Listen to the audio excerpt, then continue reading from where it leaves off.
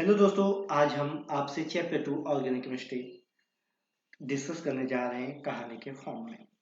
फिर modern periodic table में 118 elements की खोज हो चुकी है और इसमें अलग अलग कंपाउंड्स हैं जिनके अलग अलग एलिमेंट्स हैं जिनके अलग अलग कंपाउंड्स हमारे नेचर में अवेलेबल हैं। कुछ बहुत ही रेडियो एक्टिव हैं, कुछ गैसेस फॉर्म में हैं, कुछ सॉलिड के फॉर्म में हैं और कुछ लिक्विड के फॉर्म में हैं।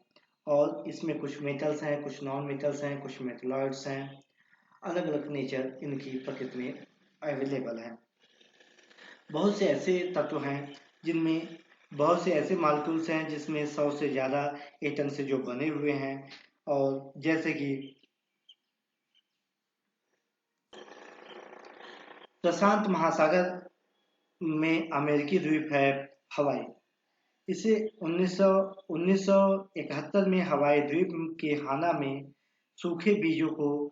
के सूखे बीजों से प्राप्त किया गया पॉलीटॉक्सिक पाया गया, जो प्राकृतिक एंटी कैंसर है, जिसे प्राकृतिक रूप से एंटी कैंसर क्षमता वाला ड्रग समझा जाता है। लेकिन इसकी एक दूसरी खासियत है कि यह अब तक के ज्ञान सबसे ज्यादा जहरीला यौगिक है। इसके 0.15 मिलीग्राम पर केजी इंजेक्शन से ही किसी को मौत के घाट उतारा जा सकता है। पॉलीटॉक्सिन ये समुद्र में पाया जाता है, हाना द्वीप में इस कोरल के फॉर्म में, जैसा आपको स्क्रीन पर दिख रहा है। इस तरीके से पाया जाता है और इसका केमिकल स्ट्रक्चर यहाँ पर ड्रा किया गया है, ये आप देख पा रहे होंगे। तो ये पॉलीटॉक्सिन, जिसमें अगर इसके केमिकल फार्मूले की बात करें तो इसमें कार्बन की 129 एटम्स हैं, हाइड्रोजन के 211, ऑक्सीजन के 54 और नाइट्रोजन के 3 एटम्स इसमें कंसिडर, यानी इसका मॉलिक्यूलर फार्मूला होगा। इसका C129H221O54 एंड N3 है। ये इसका फॉर्मूला, ये पॉलीटॉक्सिन है।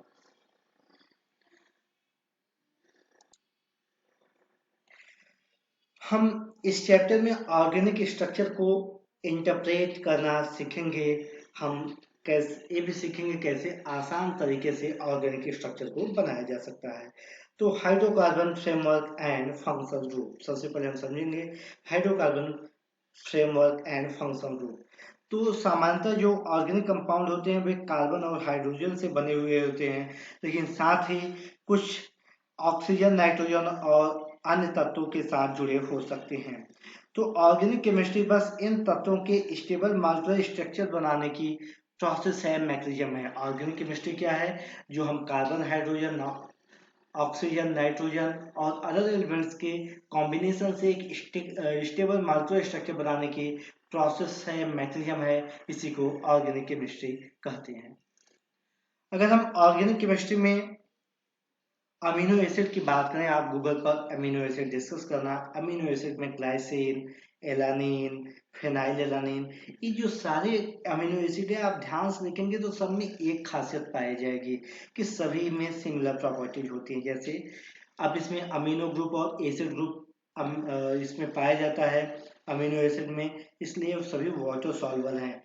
एसिडिक यानी कि कार्बोक्सिलिक एसिड का एसिडिक नेचर और अमीन का बेसिक नेचर होने की वजह से ये एम्फोटेरिक कैरेक्टर यानी एसिडिक बेसिक दोनों कैरेक्टर शो कर सकते हैं। साथ साथ ये अमीनो एसिड आप दूसरे अमीनो एसिड के साथ मिलकर पेप्टाइड बॉन्डेज के द्वारा, अमाइड लिंकेज के द्वारा प्रोटीन का फॉर्मेशन करते हैं। अब ज्यादातर लोगों की प्रकृति होती है कि वे अपने दुख से कम दुखी होते हैं, लेकिन दूसरे के सुख से ज्यादा दुखी होते हैं और दूसरे से तुलना ही उनकी हीन भावना का कारण होती है। ऐसे ही ऑर्गेनिक केमिस्ट्री में कार्बन हाइड्रोजन से ज्यादा दूसरे एलिमेंट्स के डिफरेंट अरेंजमेंट से उनकी प्रॉपर्टी डिसाइड होती है। अतः मालिक्यूल्स के व्यापार जो इन बाहरी एलिमेंट्स के कलेक्शन से, यानी कि हेटेरोएटम कह सकते हैं, ऑक्सीजन, नाइट्रोजन, अदर एलिमेंट्स के कलेक्शन से बनते हैं, उन्हें हम फंक्शनल ग्रुप कहते हैं। अब एक सवाल आता है कि क्यों कहते हैं उन्हें फंक्शनल ग्रुप? तो उन्हें फंक्शनल ग्रुप इसलिए कहते हैं क्योंकि ये बहुत ही छोटे ग्रुप होते हैं, मॉलिक्यूल्स के बहुत ही छोटे हिस्से होते हैं जो उस मॉलिक्यूल्स के काम करने के तरीके को, यानी कि मोड ऑफ एक्शन को, उसके रिएक्टिविटी को डिसाइड करते हैं। जिसे सभी एमिनो एसिड में कम से कम दो फंक्शनल ग्रुप पाए जाते हैं, अमीनो NH2 और कार्बोक्सिलिक एसिड। दो ग्रुप जैसे सारे में पाए जाते हैं, वैसे ही लेकिन जैसे NH2COOH पाया जाता है, इसका मतलब ये नहीं है कि कार्बन का कोई महत्वपूर्ण रोल नहीं है।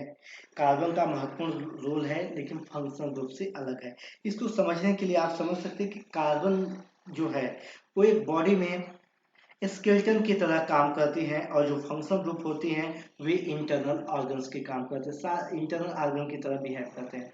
वैसे देखा जाए तो स्केलेटन का कोई रोल नहीं है, लेकिन हमें स्टेबिलिटी एक सपोर्ट सिस्टम मिलता है, और हमारी जो बॉडी के इंटरनल ऑर्गन से सारे मेटाबॉलिक प्रोसेस वही करते हैं। तो देखो, बिना बॉडी का, बिना स्केलेटन का, इंटरनल ऑर्गन्स का, हमारे शरीर के अंगों का कोई महत्व नहीं है। लेकिन जो सारे विधायी एक स्केलेटन के अंदर जो सारे काम होते हैं, वो सारे काम कौन करते हैं? हमारे फंक्शनल ग्रुप करते हैं। ठीक यही काम ऑर्गेनिक केमिस्ट्री में भी होता है। अगर हम बात करें तो हाइड्रोकार्बन फ्रेमवर्क जो होता है, वह फंक्शनल ग्रुप को सपोर्ट देने का काम करता है। लेकिन जैसे कि लोकतंत्र के दौर में ऑर्गेनिक स्केलेटन जनता की तरह होती है, और फंक्शनल ग्रुप उनके रिप्रेजेंटेटिव यानी नेता की तरह होती है। कहने को तो जनता के पास सारे अधिकार होते हैं, लेकिन जो सारे लेजिस्लेटिव कार्य होते हैं, जो सारे पार्लियामेंट्री कार्य होते हैं, वे तो हमारे इंटरनल ऑर्गन्स यानी नेता ही करते हैं। लेकिन बिना जनता के, बिना ऑर्गेनिक स्केलेटन के नेता का कोई अस्तित्व नहीं होता है। वैसे ही फंक्शनल ग्रुप का अस्तित्व बिना ऑर्गेनिक फ्रेमवर्क के कुछ नहीं होता है। ये हाइड्रोकार्बन फ्रेमवर्क बनता कैसे? ये हाइड्रोकार्बन फ्रेमवर्क कार्बन एटम्स के चेन, रिंग या ब्रांच के फॉर्म में हो सकता है। यह फंक्शनल ग्रुप के लिए सपोर्ट का काम करता है। जैसे मैंने फंक्शनल ग्रुप की बात की, तो जो फंक्शनल ग्रुप होते बॉडी में तो जुड़ते हैं, लेकिन अगर हजारों लाखों वर्षों के लिए, मिलियंस ऑफ ईयर्स के लिए, अगर लाइट और ऑक्सीजन के एब्सेंस में अगर किसी भी पदार्थ को, किसी भी मैटर्स को रख दिया जाए, तो वे ऑर्गेनिक मॉलिक्यूल्स डिकम्पोज होकर कार्बन स्केलेटन में शेष बचेगा। अब इसको इस तरीके से समझ सकते हो कि मन को अगर ध्यान की अवस्था में छोड़ दो तो सिर्फ आत्मस्वरूप बचेगा, सारे विकार गायब हो जाएंगे। जबकि हमारे सारे एक्टिविटी एक्ट जो होते हैं वे विकार या व्यवहारिक सामाजिक जीवन में लोगों के व्यवहार से, लोगों के मिलने जुलने से उत्पन्न विचार के कारण होते हैं।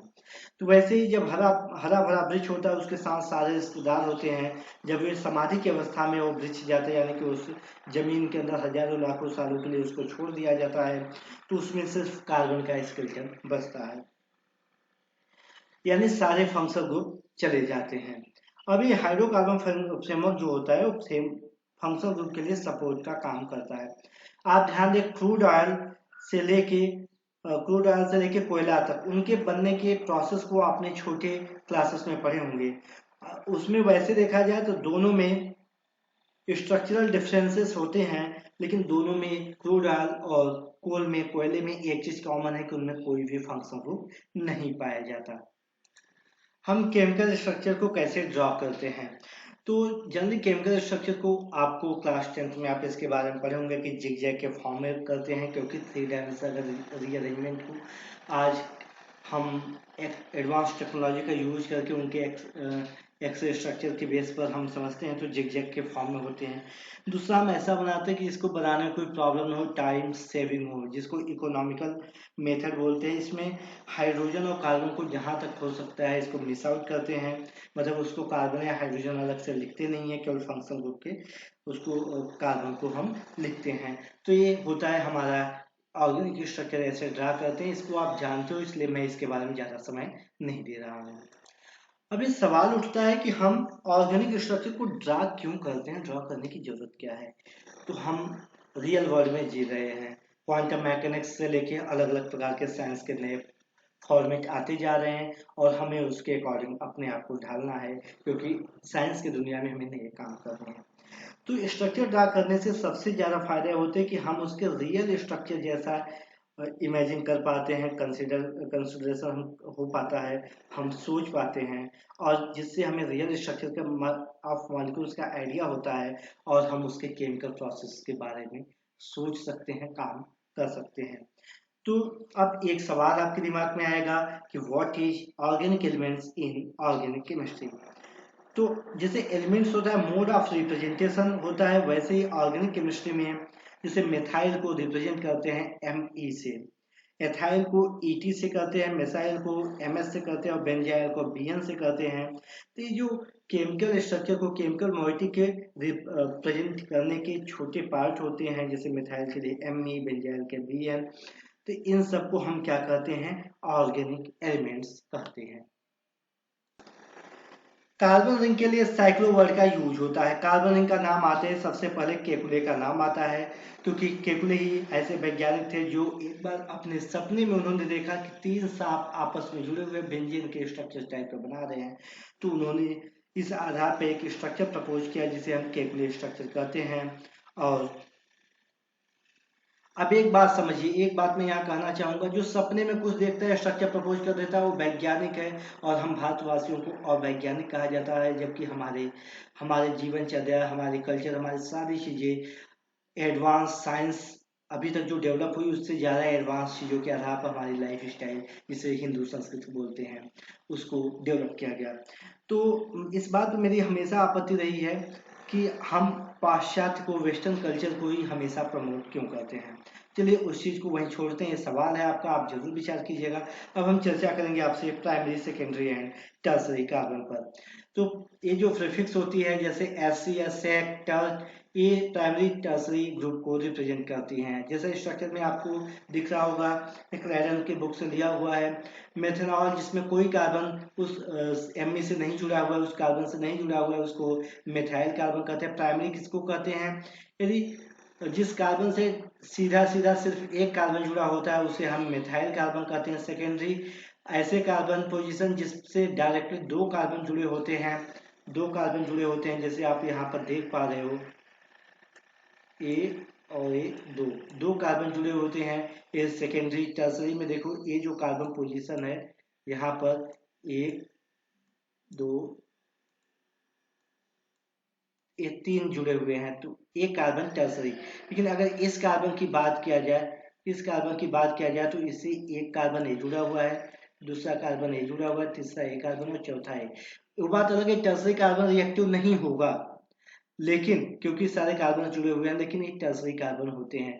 तो primary carbon atom is attached to only one carbon atom, secondary to 2 other carbon atoms, and so on. This means there are 5 types of carbon atom. These names for which of hydrocarbon framework are more than just useful ways of writing or talking about chemistry. They tell us something fundamental about the molecules, and we shall use them when we describe the reaction.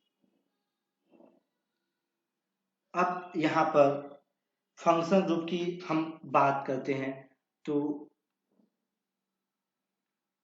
हम यहाँ पर एक चीज समझेंगे, जैसा कि मैंने आपसे चर्चा किया कि जो फंक्शन ग्रुप होते हैं उस मॉलिक्यूल्स के सारे activity, way of life, action of life को डिसाइड करते हैं।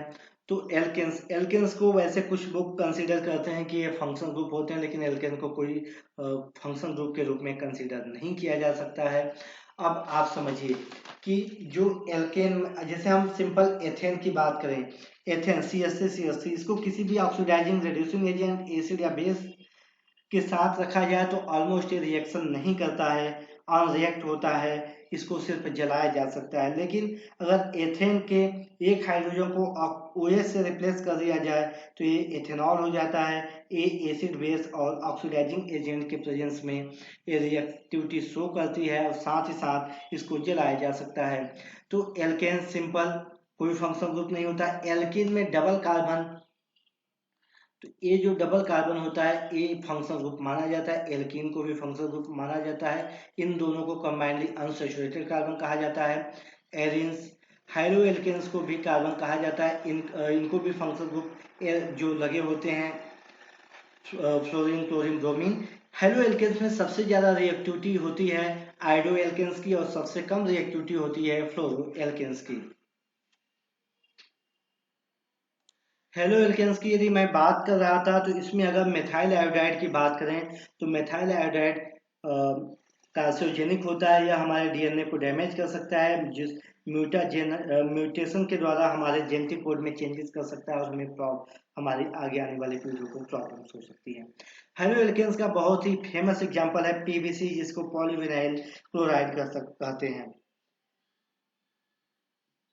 अब हम बात एल्डिहाइड कीटोन्स की करते हैं। एल्डिहाइड कीटोन्स में एक फंक्शनल ग्रुप होता है जिसको हम कहते हैं कार्बोनिल, सीओ ग्रुप। ये जो सीओ ग्रुप होता है, इस सीओ ग्रुप को ही एक क्या होता है, दोनों में फंक्शनल ग्रुप यही होता है। अब दारू अल्कोहल पीने से कोई भ्रमित नहीं होता, कोई पागल नहीं होता। एथेनॉल का एसिटल्डिहाइड में कन्वर्ट होने के प्रोसेस से ही इंसान दारू पीने पर, अल्कोहल पीने पर भ्रमित होता है। वैसे मेथनॉल से कोई नहीं मरता। मेथनॉल क्या होता है, लीवर में जाने के बाद फॉर्मेल्डिहाइड बनता है, जो फॉर्मिक एसिड में आगे कन्वर्ट होता है, उसकी वजह से लोगों की डेथ होती है। तो एल्डिहाइड के पास, जनरली एल्डिहाइड के पास प्लेजेंट स्मेल होता है। और एल्डिहाइड कीटोन एल्कोहल के ऑक्सीडेशन से बनते हैं, एल्कोहल के ऑक्सीडेशन से और एसिड के रिडक्शन से एल्डिहाइड और कीटोन्स बनते हैं। अब हम बात करते हैं एल्कोहल की। अगर हम आपसे पूछे कि नेचर में पाए जाने वाले, सबसे ज्यादा पाए जाने वाला फंक्शनल ग्रुप कौन सा है, तो नेचर में किसी भी मॉलिक्यूल पर सबसे ज्यादा पाए जाने वाला फंक्शनल ग्रुप एल्कोहल है। एल्कोहल कार्बोहाइड्रेट से लेके अदर मॉलिक्यूल्स में भी पाए जाते हैं। और इनके वैसे कार्बोहाइड्रेट का डेफिनेशन में ही आता है पॉलीहाइड्रोक्सी एल्डिहाइड या कीटोन, इनके डेफिनेशन में आता है। तो ये जो एल्कोहल सारे कार्बोहाइड्रेट में पाए जाते हैं, जैसे सुक्रोज में 8 हाइड्रोक्सिल ग्रुप पाए जाते हैं। हाइड्रोक्सिल ग्रुप जिस मॉलिक्यूल्स में होते हैं उसकी वजह से वो वाटर सॉल्युबल होता है। इसकी वजह से ऑर्गेनिक मॉलिक्यूल्स हमारे सेल में सोल्यूशन के फॉर्म में पहुंचते हैं और मेटाबॉलिक प्रोसेस को करते हैं। एल्कोहल का एक सब्स्टिट्यूएंट होता है ईथर। ईथर ऑर्गेनिक केमिस्ट्री में एल्केन के बाद सबसे ज्यादा अनरिएक्टेड इसको माना जाता है, नॉन रिएक्टिव माना जाता है। ये फ्लेमेबल होता है, एल्कोहल से ज्यादा फ्लेमेबल होता है और ये सॉल्वेंट के रूप में इसका उपयोग किया जाता है। डाईइथाइल ईथर एनेस्थेटिक के रूप में इसका उपयोग किया जाता है। आपने टीएचएफ का भी नाम सुना होगा। ये सारे इसके उपयोग है। अमीन अमीन अमीन ग्रुप एन, जो अमीन होता है, amino group NH2 group contain किए होते हैं। ये पावरफुल फिशी स्मेल आती है, अमीन कंपाउंड जो होते हैं उसमें पावरफुल फिशी स्मेल आती है। और जो मीट को कुछ समय तक आप रख दो तो उसके डीके होने से अमीन का फॉर्मेशन होता है, उसकी वजह से ही स्मेल आते हैं। न्यूरोलॉजिकल डिजीज जितने होती हैं ज्यादातर में अमीन पाए जाते हैं। जो आप एम्फेटामीन का नाम सुने होंगे, एम्फेटामीन को आप गूगल करना, एम्फेटामीन में अमीन फंक्शनल ग्रुप पाए जाते हैं। कार्बोक्सिलिक एसिड हमारे टेस्ट में, हमारे स्वाद में इनका बहुत ही महत्वपूर्ण योगदान होता है। एपीआई इंडस्ट्री में जो होंगे उनको मालूम होगा कि इस कार्बोक्सिलिक एसिड के सॉल्ट फॉर्मेशन के द्वारा हम ड्रग को, एपीआई को ज्यादा स्टेबल सॉल्ट के रूप में बना सकते हैं। एडिबल ऑयल भी इसी कैटेगरी में आता है। एसिड एनहाइड्राइड का बहुत कम यूज किया जाता है। इसको नार्कोटिक्स यूज होने की वजह से ज्यादातर जगह पर सरकार बहुत ही बिना लाइसेंस के इसका उपयोग की मनाही है। एस्टर एस्टर फैटी एसिड्स में पाए जाते हैं। ये एसिड से ज्यादा वोलाटाइल होते हैं, इनकी प्लेजेंट स्मेल होती है, फ्रूटी स्मेल होती है। और इसका यूज, अब जैसे कार्बोक्सिलिक एसिड स्मेल के लिए होता है, इनका यूज स्वाद के लिए, इनका यूज क्या होता है, फ्लेवरिंग एजेंट के रूप में एस्टर का उपयोग किया जाता है। Amide amide acyl halide ester, ये सब एसिड एनहाइड्राइड, ये सब कार्बोक्सिलिक एसिड के डेरिवेटिव्स हैं। अमाइड प्रोटीन का मूलाधार है। जब ऑर्गेनिक एसिड और बेस आपस में मिलते हैं एक उचित कैटलिस्ट के प्रेजेंस में, तो क्या बनता है, अमाइड का फॉर्मेशन होता है। अमाइड आपस में एक बॉन्ड के द्वारा जुड़ते हैं जिन्हें एमाइड लिंकेज या पेप्टाइड लिंकेज कहते हैं। उसके द्वारा ये प्रोटीन का फॉर्मेशन करते हैं। पैरासीटामोल एक अमाइड अमाइड है। आर्टिफिशियल स्वीटनर के रूप में मार्केट में एक आर्टिफिशियल स्वीटनर है जिसका नाम है न्यूट्रास्वीट। तो न्यूट्रास्वीट का आप स्ट्रक्चर देखना, उसमें भी अमाइड पाया जाता है, उसमें अमाइड और एस्टर दोनों पाया जाता है। उसका नाम नाइट्राइल्स और साइनाइड भी होते हैं। नाइट्राइल साइनाइड भी इससे अमाइड से वाटर मालिक्यूल्स को आप इस H2 को, इस O को निकाल दें तो ये साइनाइड के फॉर्म में हो जाता है। और हम एसाइल क्लोराइड की बात करें तो अमाइड की जैसे बात करें, अमाइड बनाने के पहले की अवस्था है असाइल क्लोराइड। एस्टर बनने की पहले की अवस्था है एसाइल क्लोराइड। इसमें क्या होता है, सबसे पहले कार्बोक्सिलिक एसिड को, OH को किसी भी हाइड्रोजन से रिप्लेस कर दिया जाता है, एसाइल क्लोराइड बनता है और ये बहुत ज्यादा रिएक्टिव हो जाते हैं। मैं यहाँ आपको नाइट्रो फंक्शन ग्रुप को नहीं दिखा पाया। सृजन और विनाश के लिए रिस्पॉन्सिबल होता है nitro group. TNT tri nitro toluene very explosive elements होते हैं। ऐसे ही एक नाइट्रोजेपेम होता है, यह स्लीपिंग पिल्स के रूप में यूज किया जाता है, वो भी नाइट्रो ग्रुप का जबरदस्त उदाहरण है। अब जैसे मैं एक चीज आपसे चर्चा करने जा रहा हूँ, वो ये बात है, ये जो कार्बोक्सिलिक एसिड आप देख रहे हैं, अगर इसमें OH को रिप्लेस कर रहे हैं, इस OH को आप रिप्लेस कर रहे हैं Cl से, तो एसाइल क्लोराइड हो गया। इस हाइड्रोजन को केवल रिप्लेस कर दें किसी भी अल्काइल ग्रुप से, तो एस्टर हो गया। अगर इसको आप रिप्लेस OH को H2O बना दें, H2O अगर बना दें तो क्या बन जाएगा, अमोनिया के प्रेजेंस में, तो अमाइड बन जाएगा। तो मेरा कहने का मतलब है कार्बोक्सिलिक एसिड से किसी भी प्रकार से आप किसी को जोड़ने से अगर वाटर मॉलिक्यूल्स निकलता है और उससे इसके डेरिवेटिव्स बनते हैं तो उसको कार्बोक्सिलिक एसिड डेरिवेटिव्स कहते हैं।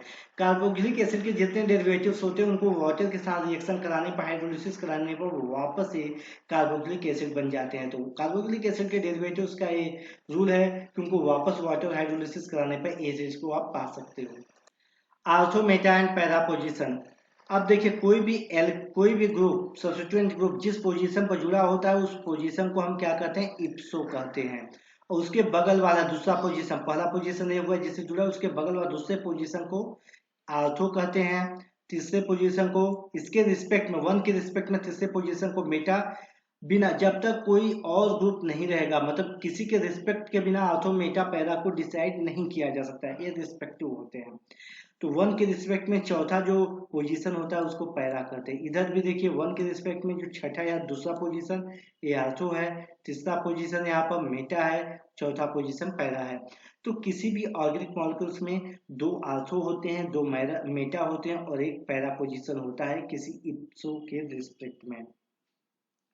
तो दोस्तों आप ऑर्गेनिक नॉमेनक्लेचर को जरूर पढ़िएगा, ये बेसिक है। फिर हम आपसे मिलते हैं अगले एपिसोड में और एक नई जानकारी के साथ।